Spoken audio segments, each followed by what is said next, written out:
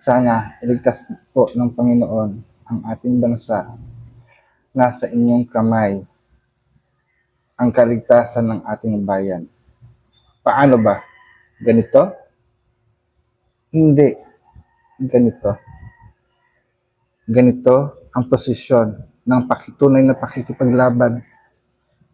Hindi natin mababago bilang ordinaryong tao ang puso at kaisipan ng nasa pamunuan. Kaya ang laban na ito, baka maging ganito. Naniniwala ako na pwede pa rin tayong lumaban, pero ang posisyon natin ng laban ay ganito. Hindi tayo maninikluhod sa kanila. Yun ang gusto kong ipaalam sa inyo. Itong kamay na ito ay kailanman ay hindi luluod at makikiusap sa mga tao.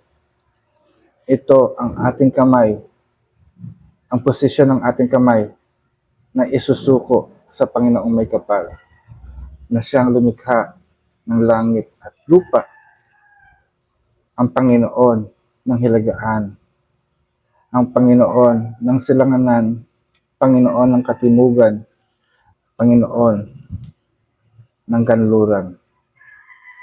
Siya ang nagpapasikat ng araw at siya rin naman ang nagpapadala ng hangin upang ating langhapin at maging buhay. Siya ang nagpapatubo ng mga halaman. Huwag po nating hintayin na ang kanyang kapangyarihan ay patirin upang tayo maghirap. Kaya sana mga kalahi, patuloy tayong manalangin para sa ating bayan. Kaawaan niyo po kami. Samahan niyo po kami sa aming buhay, sa aming araw na laban na kinakaharap. Gawin niyo po kaming matagumpay sa bawat sandali, sa bawat minuto ng aming buhay. Kayo'y maluwalhati. So hanggang dito na lamang. Maraming salamat. Ako ang apadman ng Templong Antuan ng Luntiang Agama, nagsasabing, mayari na, pag-asatin, paalam.